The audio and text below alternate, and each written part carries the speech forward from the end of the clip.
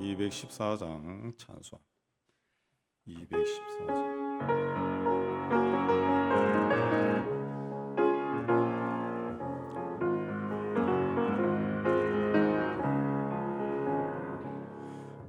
주의 도움 받고자 주 예수님께 빕니다.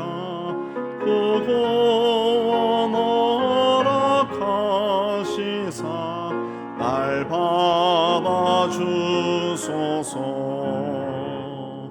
내 모습 이대로 주 받아주소서. 날 위해 돌아가신 주 날 받아주소서.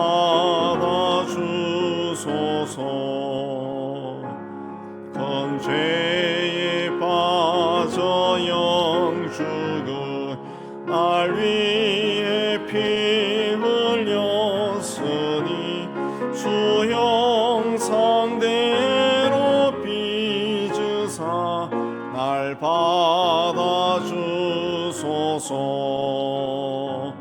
내 모습 이대로 주 받아주소서. 날 위해 돌아가신 주 날 받아주소서. 내 힘과 결심 약하여 늘 깨어지기 쉬우니 소외로무로 구원해 날 받아주소서. 내 모습 이대로 주 받아주소서. 날 위해 돌아가신 주 날 받아주소서. 내 주님 서신 발 앞에 나 꿇어 엎드렸으니 그 크신 역사 이루게 날 받아주소서. 내 모습 이대로 주 받아주소서. 날 위해 돌아가신 주 날 받아주소서.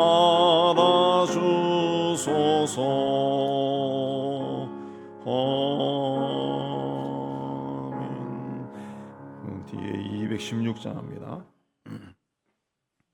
216장.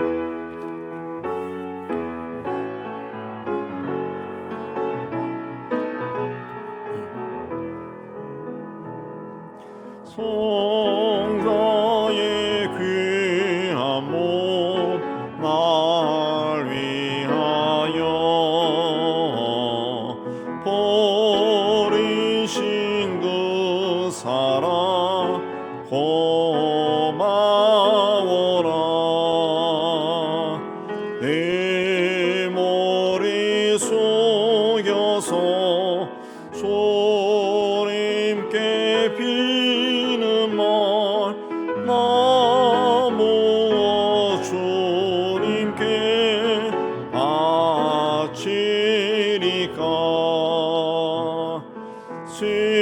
지금도 날 위해 간구하심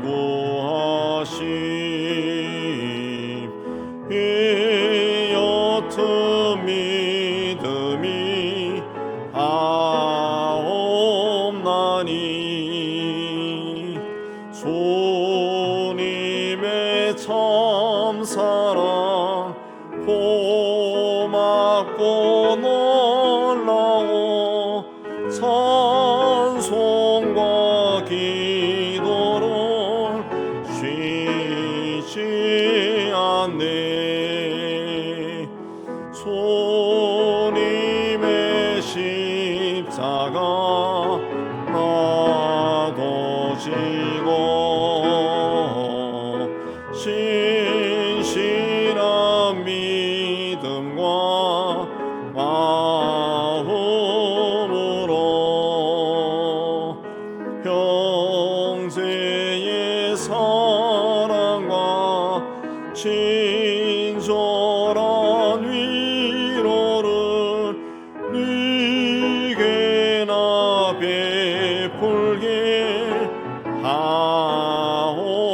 주옵소서.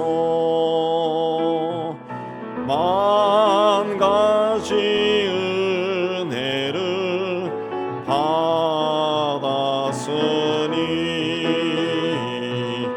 내 평생 슬퍼나 즐거우나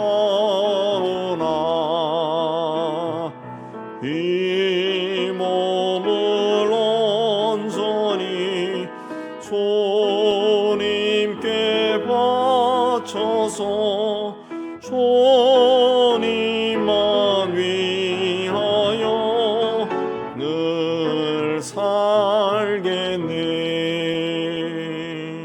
아멘. 좀 기도를 위해서 우리 함께 기도하겠습니다. 하나님 아버지, 오늘도 이 시간에 올라오게 주신 데 감사합니다. 주의 주님을 기억하고 주님을 찬양하고 또 주의 말씀을 받고 기도하기 위해 이 자리에 모였습니다. 주의 성령께서 모인 모든 우리들 심령을 충만하게 하여 주시기를 원합니다. 그래야 우리 마음이 활짝 열리고 말씀을 받게 해주시고 깨달음도 더해 주시고 우리 삶의 또 실천에서 하나님 앞에 더욱더 가까이 나아가는 저희가 다 될 수 있도록 축복을 다해 주옵소서. 우리가 한 목소리로 기도할 때도 하나님이 오시고 귀를 기울여 들어주시옵소서. 이 시간 온전히 주님께 드립니다. 예수 기도합니다. 아멘. 자, 오늘 하나님 말씀은 고린도전서 14장 1절에서 25절 1절에서 25절 우리 한 절씩 교도합니다. 고린도전서 14장. 사랑을 추구하며 신령한 것들을 사모하되 특별히 예언을 하려고 하라.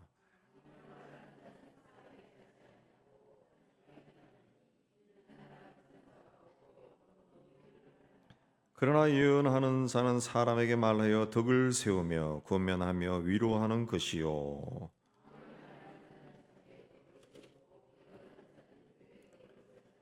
나는 너희가 다 방언 말하기를 원하나 특별히 예언하기를 원하노라. 만일 방언을 말하는 자가 통역하여 교회의 덕을 세우지 아니하면 예언하는 자만 못하니라.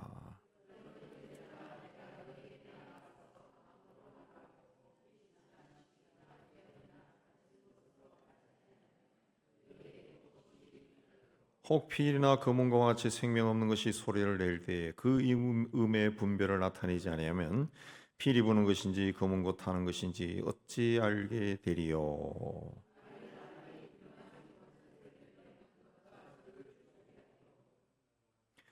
이와 같이 너희도 혀로서 알아듣기 쉬운 말을 하지 않으면 그 말한 것을 어찌 알리요. 이는 허공에다 말라는 것이라.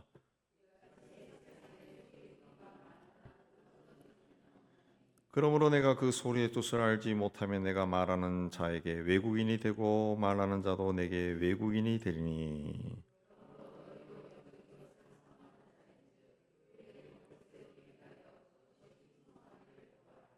그러므로 방언을 말하는 자는 통역하기를 기도할지니.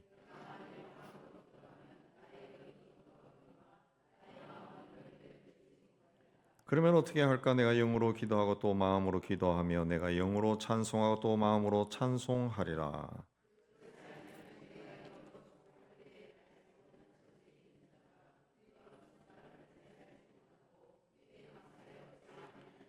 너는 감사를 잘하였으나 그러나 다른 사람은 득세움을 받지 못하리라.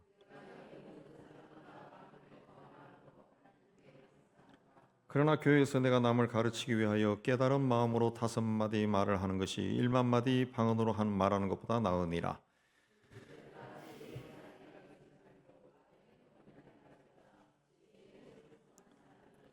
율법에 기록된 바 주께서 이르시되 내가 다른 방언을 말하는 자와 다른 입술로 이 백성에게 말할지라도 그들이 여전히 듣지 아니하리라 하였으니.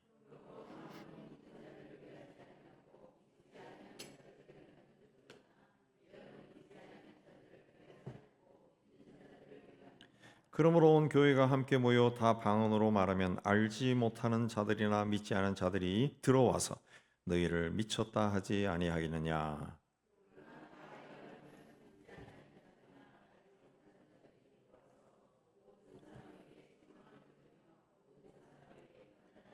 그 마음에 숨은 일들이 드러나게 되므로 엎드려 하나님께 경배하며 하나님이 참으로 너희 가운데 계신다 전파하리라.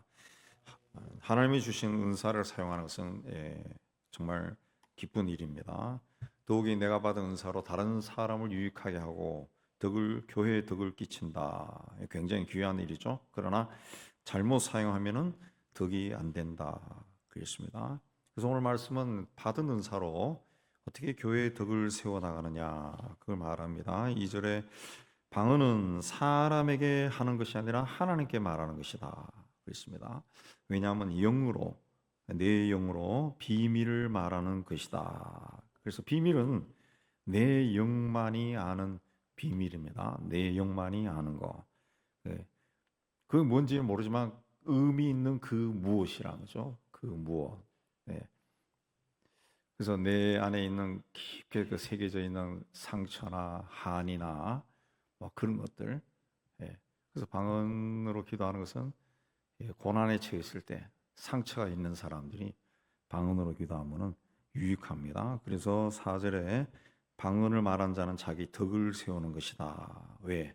많이 하면은 내 영의 비밀이 하나님께 고해진다는 거죠. 하나님께 고해진다. 하나님도 다 아시죠.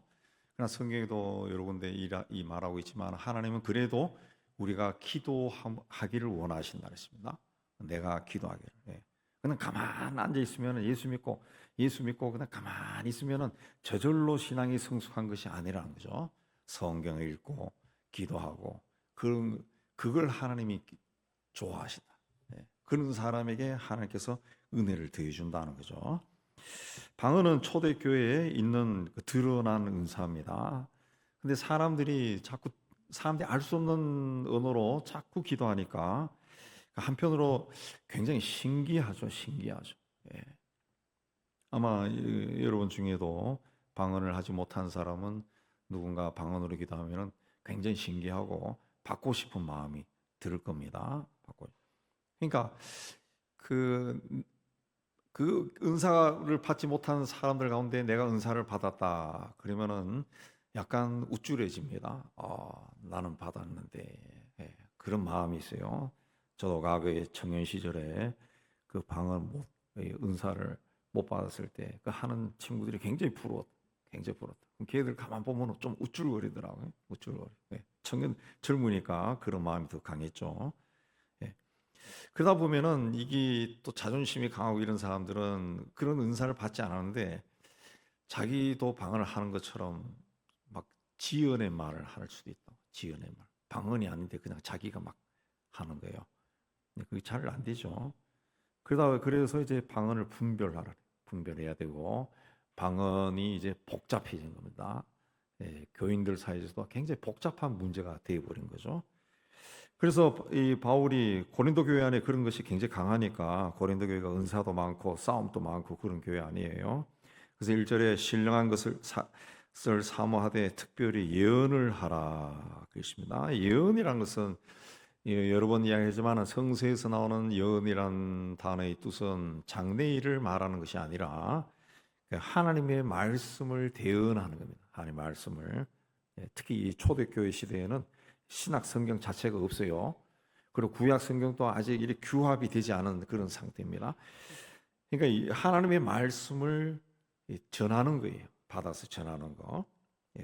그래서 초대교회 시절에도 이 예언의 은사 받은 사람이 굉장히 중요하고 더군다나 예수의 말씀을 전하는 사람들이 굉장히 중요했죠. 그리고 또 예언의 두 번째 기능은 드러난 말씀의 뜻이 무엇인가 가르치는 거예요. 잘 가르치고 선포하는 겁니다. 그래서 구약 성경도 가만히 읽어보면은 예언자들이 그냥 하나님 말씀을 받아가지고 그걸 해석해서 전하는 것을 우리가 볼 수 있어요. 그게 이제 그 신약 시대 이후에는 그게 이제 선포라 그러죠. 선포, 쾌리구마, 선포. 근데 선포의 그 기능이 이제 설교로 이제 들어오는 거죠. 설교. 그 설교에는 선포도 있고 가르치는 것도 있고 굉장히 복합적인 것들이 많이 들어 있습니다.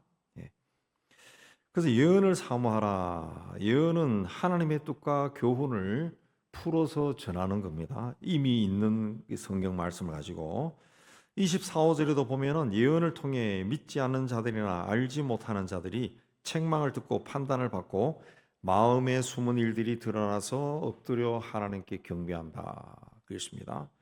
예, 예언을 통해.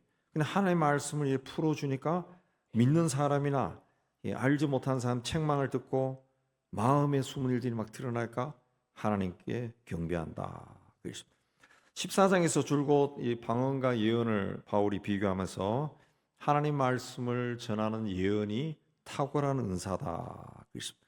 방언은 하나님을 향해서 말하는 것이어서 인간이 들어도 무슨 뜻인지 알 수가 없습니다. 자기의 그 영적인 경험을 풍성하게 할 수는 있지만은 교회 안에 있는 다른 사람들의 영적인 경험을 풍성하게 할 수는 없다는 거예요. 그래서 6절에 방언만 바울 자신이 자기가 고린도 교인들에게 방언으로만 말하면 그들에게 아무 도움이 되지 않을 것이다. 그랬습니다. 그러나 하나님의 말씀을 전하는 예언의 은사는 사람들이 알아들을 수 있고 모든 사람에게 도움을 줄 수 있다. 그랬어요. 그리고 예로 7절에서 9절에 피일이나 검은고를 연주할 줄 아는 사람이 연주하면 아름다운 소리가 났고 듣는 사람도 마음이 즐거워지지만은 연주할 줄 모르는 사람이 하면은 소음입니다. 소음. 나팔도 마찬가지. 나팔도 불 줄 아는 사람이 부르면은 나팔 소리에 따라서 앞으로 나가고 뒤로 후퇴하고 적군의 전진도 하고 공격도 하고 또 밤에 잠을 자고 또 기상도 하지만은 불 줄 모르는 사람이 불면은 시끄러운 소리가 난다. 서로 다른 언어를 사용하는 사람들이 만나서 독일 사람이나 프랑스 사람들이 서로 만나서 대화할 때 그 서로가 프랑스 말이나 독일 말을 하면은 알아들을 수 없어요. 그러나 둘이가 사용할 줄 아는 영어로 말하면은 서로 소통할 수 있잖아요. 예. 서로 모르는 언어로 하면은 시끄러운 소리에 지나지 않는다. 그랬습니다. 바울이 방언에 대해서 상세하게 설명할 수 있는 것은 그가 방언은 물론 다른 은사도 풍성하게 받았기 때문에 그렇습니다. 근데 하나님으로부터 받은 은사가 가치가 있기 위해서는 교회에 도움이 돼야 되는데 그런 면에서 방언은 오늘 말씀 보면은 통역이라고 했어요. 통역할 수 없으면 도움이 되지 못한다.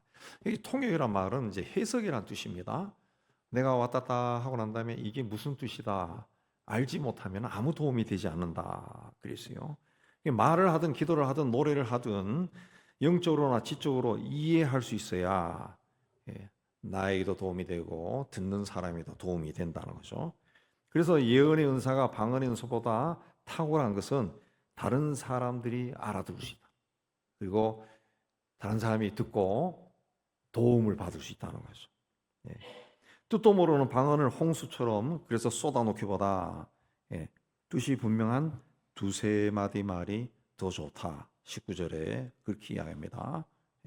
그래서 예언의 은사, 설교나 가르치는 은사가 중요하다. 그러면 예언이 방언보다 탁월한 은사인 경우가 무엇인가? 3절에 보면은 덕을 세우는 것이다. 덕을 세운다는 것은 집을 짓는다 같은 단어입니다. 집을 짓는다는 것과 덕을 쌓는 거죠. 덕을 쌓는. 그러니까 이 예언의 은사를 통해 가지고 교인들의 믿음이 성숙해진다는 겁니다. 말씀을 잘 가르쳐서 성도들이 말씀 안에 집을 짓듯이 이렇게 신앙이 자랄 수 있다. 또 권면한다. 권면은 위로한다, 격려한다는 뜻인데 어려운 일을 만난 자를 하나님의 말씀으로 위로할 수 있다, 격려할 수 있다는 거죠. 성도들 가운데 아무리 애써도 조금도 삶의 형편이 나아지지 않고 또 무슨 일을 해도 풀리지 않는 그런 공경에 빠진 사람들이 있어요. 그런 사람들 앞에 가서 우리 같이 기도하자 해가지고 나는 방언으로 왔다 갔다 하고 아무 도움이 안 된다는 거죠. 그런 경우에는 하나님의 말씀으로 시편의 말씀, 내가 어제 성경 읽었는데 이런 말씀이 있더라. 그럼 그게 그 사람의 굉장히 도움이 된다는 거죠. 그 다음에 또 위로라 그랬습니다. 이 권면과 위로가 비슷한 뜻인데 여기 위로는 단어상으로 보면은 용기를 북돋아주다, 용기를 준다. 좌절한 자들에게 하나님의 말씀으로 용기를 내게 해준다. 그랬습니다. 이렇게 예언은 사람들에게 유익을 준다. 그랬어요. 그러면 방언이 교회의 덕을 세우기 위해서 어떻게 해야 되느냐? 방언은 일반적인 의미에서 언어가 아닙니다. 영적인 말이죠. 영적인 말. 예, 성 12장 7절에 보면은 성령의 나타남을 통해 드러나는 은사입니다. 그냥 방언은 하나님께서 우리에게 주신 것을 받아들이는 거죠. 받아들이는 걸. 훈련으로 되는 게 아닙니다. 그래서 옛날에 우리가 잘 모르던 시절에 예, 가면은 부흥사를도 그러고 자, 방언 못하면은 따라하세요. 그래서 왔다따 왔다따 그러고 하거든요. 할렐루야 할렐루야 100번 하세요. 그렇게 해서 하는 게 아니라 하나님이 어느 날 우리에게 주는 거라는 거죠. 우리에게 홀로 조용하게 소리 내어서 하다 보면은 묵상에서는 방언이 안 나오고 혼자서 골방에서 조용히 하나님만 생각하고 계속 하다 보면은 어느 날 혀가 꼬이면서 나오는 은사입니다. 근데 이 방언이 교회의 덕이 되기 위해서는 뜻이 전달되어야 된다. 그래서 방언을 해석할 은사를 받기 위해 기도하라 그랬습니다. 방언을 말하고 또 해석하는 것이 다른 은사이긴 하지만은 같은 사람에게 올 수도 있다는 거죠. 본인이 방언하면서 아 이게 무슨 내용이구나 하는 것을 이제 알 수도 있습니다. 알 수 있습니다. 자, 뜻을 모르면 11절에 서로 외국인이 된다. 서로 외국인. 외국인이 뭡니까? 나하고 다른 언어를 쓰는 사람이에요. 그럼 무슨 말 하는지 전혀 몰라요.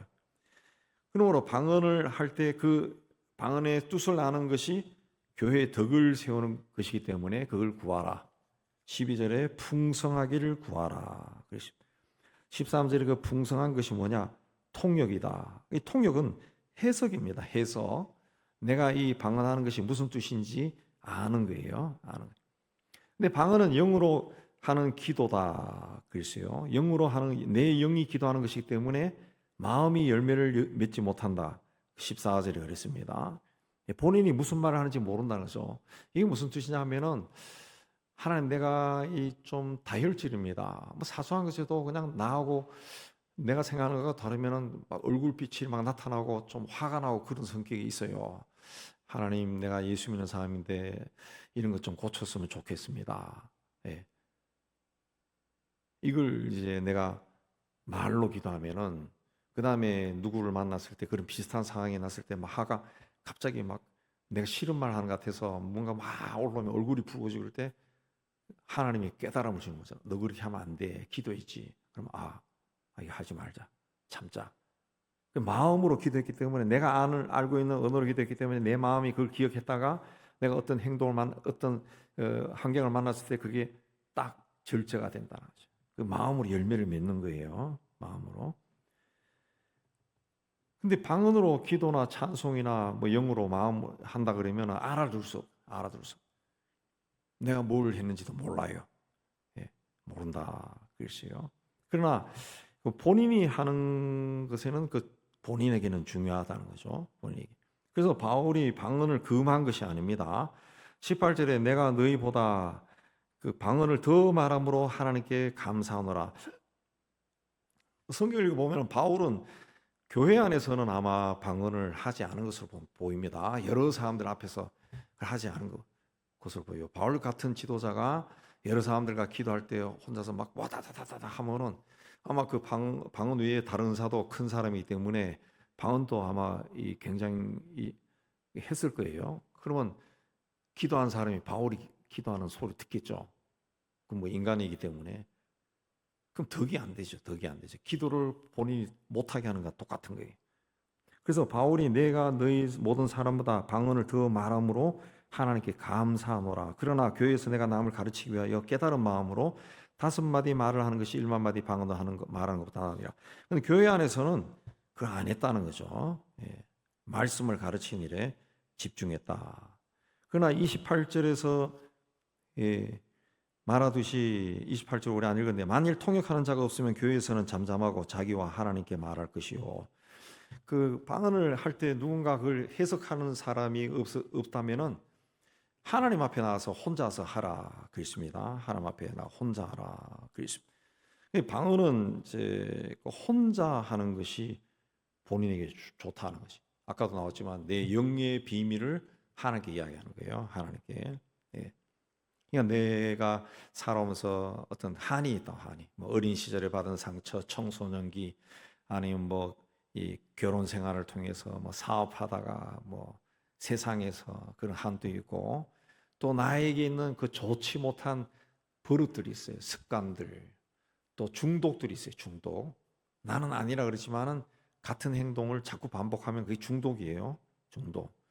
그런 현상들이 그 오래된 상처가, 내가 아무리 예수의 보혈로 피로 그 상처를 다 주님이 씻어주셨다 고백하고 고백해도 그게 안 씻겨나가고 계속 이렇게 또 어떤 정황이 되면 또 살아나고 또 살아나고 해서 그 상처 때문에 내 마음 심령이 쿡쿡 눌리고, 또 그때마다 막 분노가 일어나고, 아니면 막 불쾌해지고, 막 기도가 갑자기 하다가 막 기도하기 싫고, 막 이런 마음들이 막 일어나는 거, 그 영적인 문제거든요. 그 영적인 문제로 그게 있다라고 하는 것은 그 사탄이 그 지배하는 겁니다.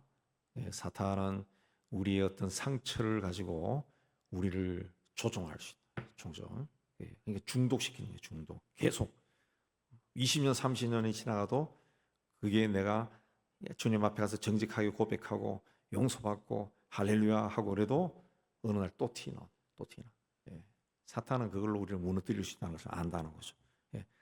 그런 그 중독 현상, 좋지 않은 습관, 관습, 상처, 한, 또 고난에 처한 사람들, 고난에 처한 사람들 막 풀리지 않아요. 문제가 5년, 10년, 20년 지나도 풀리지 않아요. 이 고난. 이런 사람들은 하나님 앞에 나가서 혼자서 기도할 때 방언으로 하라는 거죠. 방언으로. 방언을 못하는 사람도 혼자서 기도하면은 어느 순간 내 영이 호소하면서 내 영이 바깥으로 제가 표현하면 내 영이 내 안에 있는 영과 만나서 막 갈등 느끼면서 탁 튀어나오다가 그 방언이 나온다. 방언이 나. 그렇게 이제 혼자서 기도할 때는 방언으로 많이 기도하는 거죠. 많이 기도하라. 그러면은 이제 그 중독 현상들, 상처들, 한들이 풀린다, 풀어진다. 내가 이 악한 영을 지배할 수, 쫓아낼 수 있고 거기서 자유함을 얻을 수, 중독에서 자유할 수, 한이 풀린다는 거죠. 한이. 그리고 나와 내 가정을 묶고 있는 악한 영의 실체를 볼 수 있고 예수 이름으로 쫓아낼 수 있다. 그냥 혼자 기도해, 혼자 영적인 언어로, 영어로 많이 기도하면은, 그러면 그렇게 기도하는 사람이 그 이제 홀로 기도할 때 그렇게 기도하다 보면은 내가 지금 무슨 기도를 하고 있다라는 것을 알 수 있다, 느낄 수 있다, 느낀다. 내가 지금 뭘 기도하는구나. 그냥 뭐 머릿속으로 그림이 막 그려지거든. 그림이. 그래서 내가 이걸 기도하는구나. 그리고 이 문제가 아직 내 안에서 해결이 안 됐구나. 그걸 본인이 안다고 해. 그 본인이. 우리가 일상적으로 기도하는 것 외에 하나님 앞에 정기적으로 나와서 깊은 기도를 해야 돼. 그걸 통해서 그 인간에게는 다 상처가 있어요. 남에게 말하지 못하는 상처, 한, 부부 사이도 말하지 못하고, 자녀와도 그런 나눌 수 없고, 친구와도 이야기 못하는 그런 영적인 아픔들이 있다. 그걸 이제 하나님 앞에 나와서 홀로 기도할 때, 바울이 혼자서 그런 기도를 많이 한 거예요. 자기와 하나님께 말할 것이요. 이 말은 본인이 그렇게 했다는 겁니다. 본인이 했다.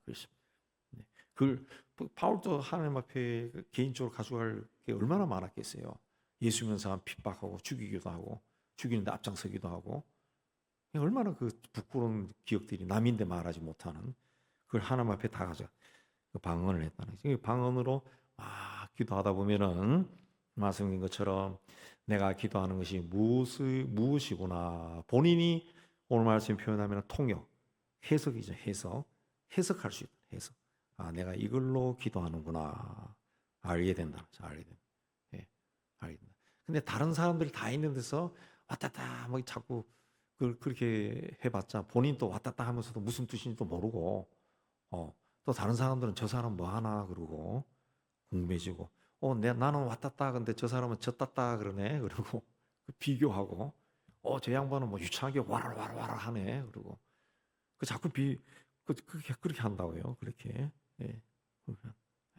옛날 우리 청년 시절에 시에서 철학기도 하면은 한 100여 명 모여가지고 막 방언으로 기도하고 막 왔다 갔다 그러면 청년들이 얼마나 힘이 좋아요. 막 그야말로 그 골방이 막 천둥 치는 것 같이 왔다 갔다 막 한다고.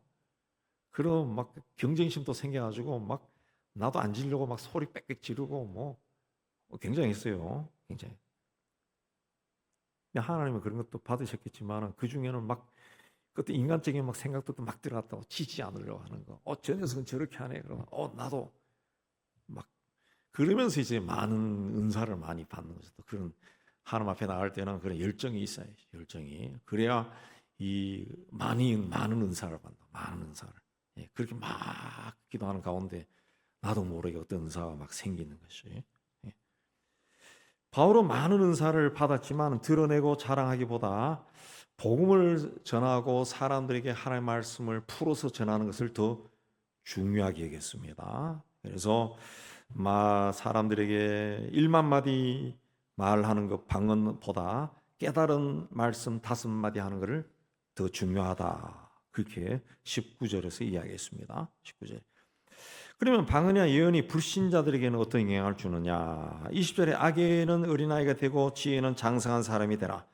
자, 신자들은 성숙한 자들이 되어야 한다. 그랬습니다. 자, 알아들을 수 없는 말을 하는 것은 영적으로 성숙하지 못한 사람의 특징입니다. 애들도 똑같죠. 아이들 막 꽁알꽁알 그러는데 그게 무슨 말인지 모르죠. 영적 성숙하지 못한 사람들도 자꾸 그런 걸 위한 것 성숙하지 못한 거죠. 하나님이 외국어로 자꾸 우리에게 말씀하시면 우리가 알아들을 수가 없어요. 80년대 공동번역 성경을 이제 그 신부들과 가톨릭과 개신교, 한국 개신교가 같이 번역을 했는데 성경을 번역할 때 거기에 그 구약 번역위원으로 들어갔던 분이 그 유명한 문익한 목사예요. 문익한 목사.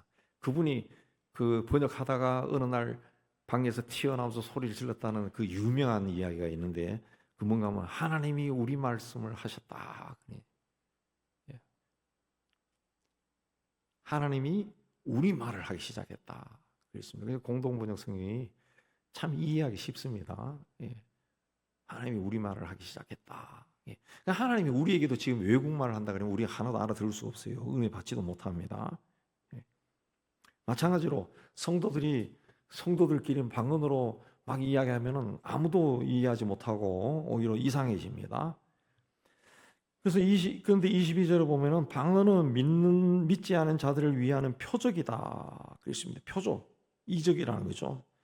믿는 자들에게 나타난 방언은 그 믿지 않은 자들에게 예수 믿어 성령을 받은 증거라는 거죠. 증거. 반면에 예언은 믿는 자들에게 준 은사입니다. 불신자들에게는 하나님의 말씀을 풀어서 전해도 무슨 뜻인지 몰라요. 그러나 믿는 사람들은 금방 이해하고 받아들입니다. 그래서 교인들은 예배 드릴 때 모든 사람이 방언하면은 23절에 보면은 알지 못하는 자들 그랬습니다. 알지 못하는 자들. 알지 못하는 자라고 하는 것은 방언을 아직 받지 못한 사람입니다. 그래서 방언의 은사가 뭔지 모르는 사람들이야. 또 믿지 아니하는 사람들 그랬습니다. 믿지 아니한 자들은 그 예수 믿지 않고 교회에 나온 사람들이에요. 교회에 뭐 이래 따라왔던 사람들, 뭐 마음이 약간 열렸다든가 이런 사람들은 그 예배당 안에서 기도 시간에 갑자기 아니면 교인들끼리 인사할 때도 다 방언으로 하면은 사람들이 미쳤다. 여기 미친 동네네. 그렇게 말한다는 거죠. 그러나 예언을 하면 하나님의 말씀을 풀어서 전하면은 사람들이 죄를 깨닫고 또 자기 어떤 숨어 있는 일들이 일어나기 때문에 회개하고 하나님을 경배한다. 그 복음이라는 게 그거잖아요. 복음이 뭡니까? 인간은 죄인입니다. 당신도 죄인입니다. 그러면은 여러분 전도해 보지만 나는 죄 지은 거 없는데 그 인간이 죄라고 하는 것은 세상 법을 지어 가지고 교도소 하는 거죠. 그 차원에서 생각한다고. 그래서 그 죄라고 하는 것은 하나님을 모르는 것도 죄입니다. 그럼 거기서부터 이게 뭐야? 그러면서 듣기 시작하는 거죠. 그렇게 해서 이제 예수를 모르는 사람들도 하나님의 말씀을 풀어서 전하면은 예수를 믿는다고 엎드려 하나님을 경배한다 그랬습니다. 하나님 경배하는 일이 일어나는 거죠. 그렇기 때문에 예언이 중요하다. 하나님의 말씀을 풀어서 전하는 것이 중요하다. 그렇기 때문에 예수를 모르는 사람에게 필요한 것은 방언이 아니라 하나님의 말씀, 복음이라는 것이죠. 복음. 그 복음이 뭔가?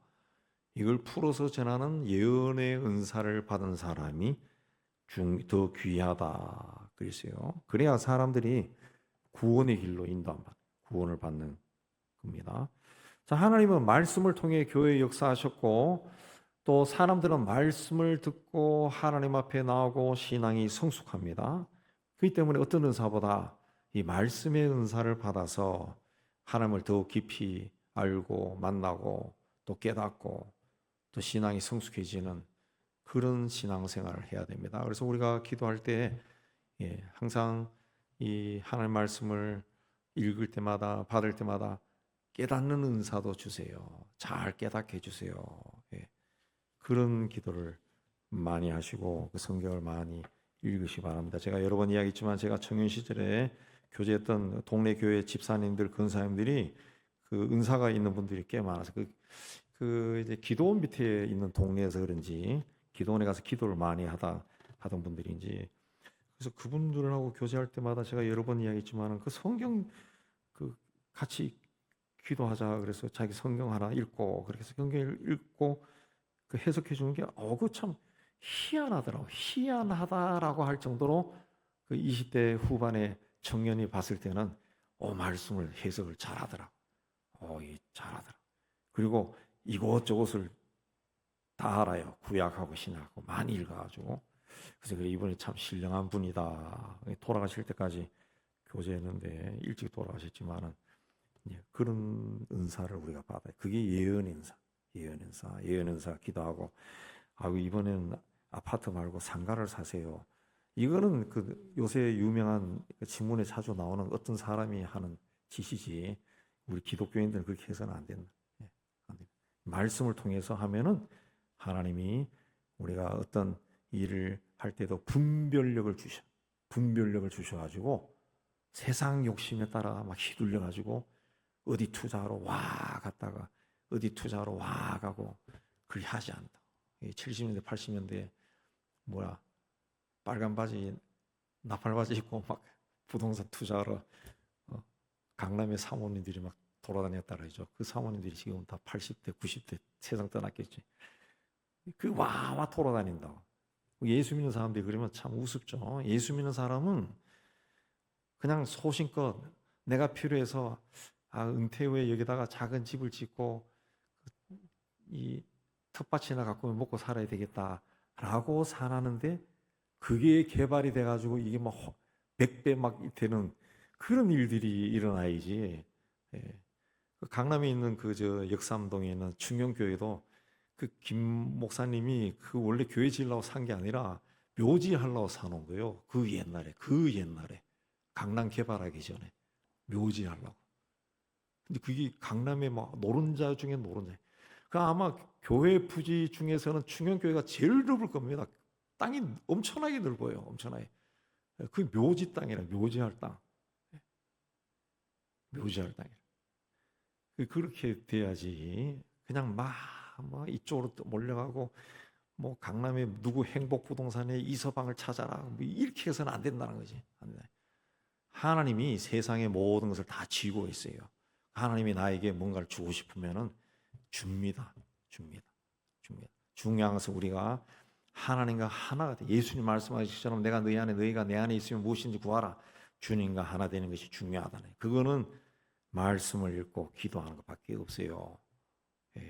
그냥 기도만 하면은 이상한 데로 나갈 수 있어요. 말씀과 함께 기도해야 돼요. 말씀도 정기적으로 읽고 거기에 기도를 보태고 기도도 혼자서 열심히 하는 그 기도 시간을 가지고 그렇게 하면은 우리가 다 느낍니다. 다 느껴요. 다 이래 할 수 있고 누가 옆에서 뭐 하라 그래도 거의 우 몰려가고 제 친구들 중에 경제학 교수들이 몇몇 있어서 얘들이 투자해가지고 돈을 많이 벌었다는 이야기도 들었어요. 내가 전화하기도 하고 만나게 돼서 야 나도 한번 어떻게 하게 해줘봐. 어떻게 하면 좋을까? 그러니까 대부분 전화 오더라고. 너 어디 돈 있으면 거기 다 사라. 그런데 못 사죠. 그걸 못 사. 돈도 없고.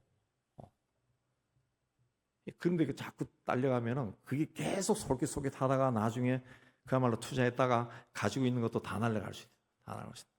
우리 하나님 있는 사람은 탁월한 경제학 교수가 아니라 하나님의 인도함 따라야지. 하나님이 내가 부자가 되는 것이 필요하다. 그럼 필요하게 해주죠. 요새 새벽에 창세기 아브라함 읽는데 여러분 아브라함 보면서 느끼는 거 없어요? 아브라함이 왜 부자가 됐습니까? 순전히 어떻게 보면 아주 나쁜 방법인데 자기 마누라를 애굽 왕인데 한번 뺏기고 블레셋 왕에게 한번 뺏기고 그러다 하나님이 그 왕들이 나타나서 이놈아 이 여자는 남편이 있는 거야 돌려보내. 2번이나 그랬다. 2번이나. 근데 이 왕들이 보낼 때 옛날 왕들 이 겁이 나니까 아브라함에게 막 금은 보화를 막 잔뜩 지어가지고 보냈다고. 그래가지고 부자가 되는 거예요. 그런 부자. 이상한 방법이지만 치졸한 방법이지만 아브라함은 치졸한 방법을 썼지. 그러나 하나님은 그 해로운 거 인간적인 것을 하나님의 방법으로 바꿔버린 거예요. 하나님의 방법으로. 그냥 하나님이 나에게 뭔가 필요하면은 하나님의 방법으로 우리 그런 부도 주고 건세도 주고 그렇게 하는 거지. 내가 막 쫓아가지고 막 꼼수 부려가지고 넣었다 뺐다 그렇게 해서 되는 건 아니라. 그래서 우리가 하나님 앞에 바르게 서서 지금 하나님이 여러분에게 주신 그 은사가 무엇이든지 자꾸 사용해야 그 은사가 또 다른 은사를 받게 하고 또 다른 은사를 받게 하고 그래서 영적으로 풍성해집니다. 그 은혜 가운데 사는 여러분 되시기를 주의 이름으로 축복합니다. 우리 찬양하면서 기도하겠습니다.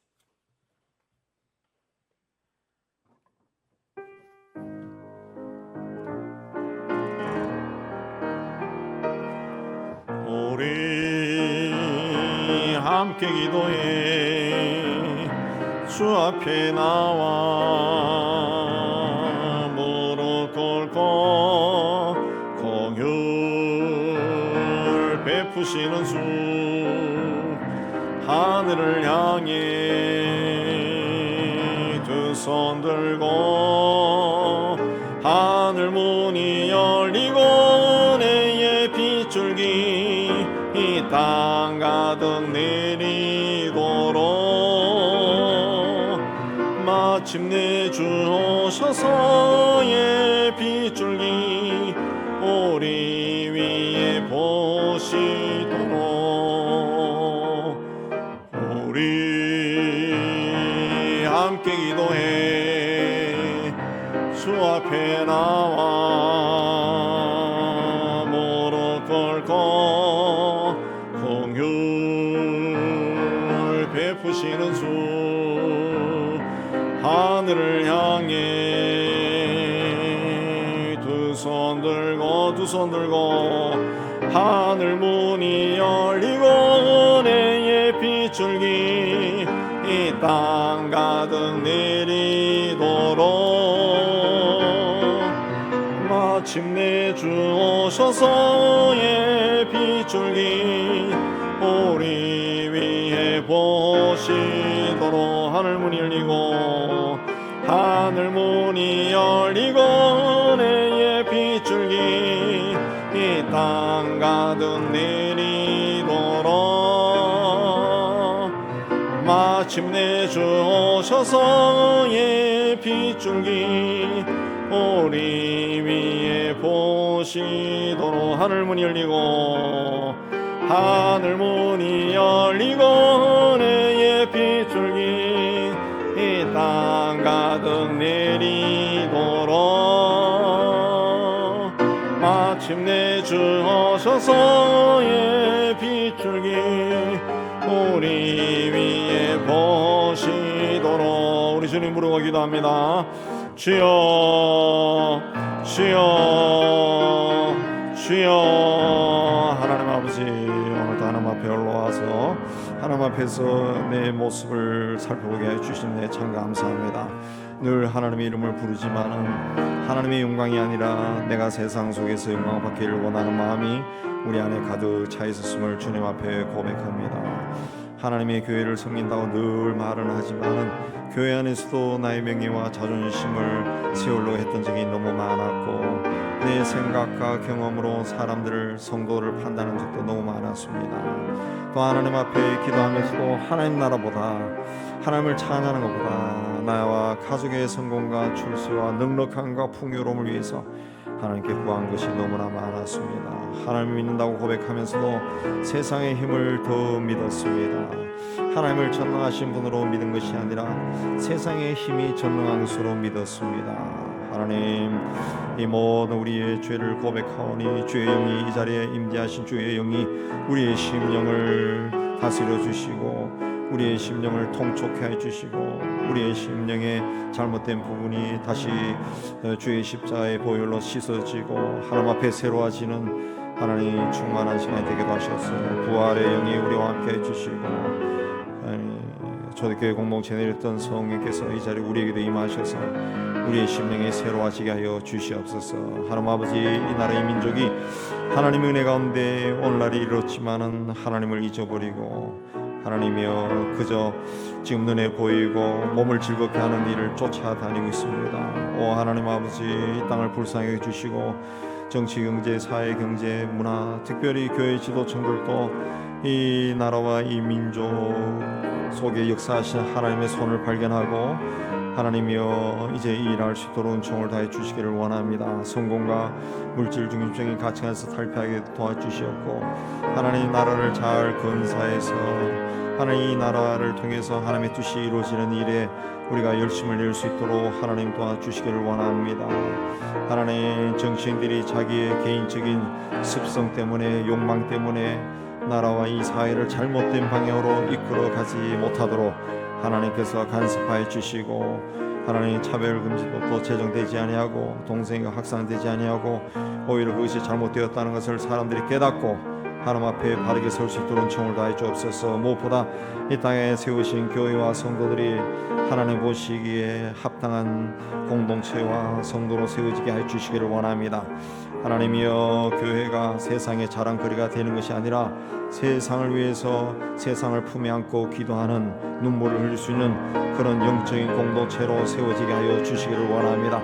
성도들이 세상에서 기독교인이라는 것을 자랑하는 것이 아니라 묵묵히 하나님 가장 낮은 자리로 내려가서 성도의 삶을 살 수 있도록 은혜 다해 주시기를 원합니다. 세상 곳곳에서 하나님 사역하는 선교사들 통해서도 하나님의 나라가 이루어지게 해주시고 하나님의 뜻이 온전하게 이루어지도록 하나님 축복하여 주옵소서. 우리 교회 공동체가 이 지역에서 맡겨진 일을 잘 감당할 수 있도록 은혜와 성령 하나님으로 충만케 해주시고 말씀으로 충만케 하여 주시기를 원합니다. 성도들이 사랑으로 충만해서 하나님 사랑이 흘러넘쳐서 이 지역 사회를 잘 섬기게 해주시고 우리 성도들이 하나님의 역사하심 많이 체험하게 해주시기를 원합니다. 예수 이름으로 하나님 모든 병마들이 쫓겨가고 오랜 세월 집안을 사로잡고 있는 모든 악한 영들도 예수 이름으로 다 쫓겨가고 육신의 질병도 치유되고 몸과 마음이 다 건강해지도록 하나님은 축복하여 주시옵소서. 우리 교회를 통해 하나님의 뜻이 온전히 이루어지고 이 지역에 예수 믿지만은 교회 나가지 않는 사람들도 다시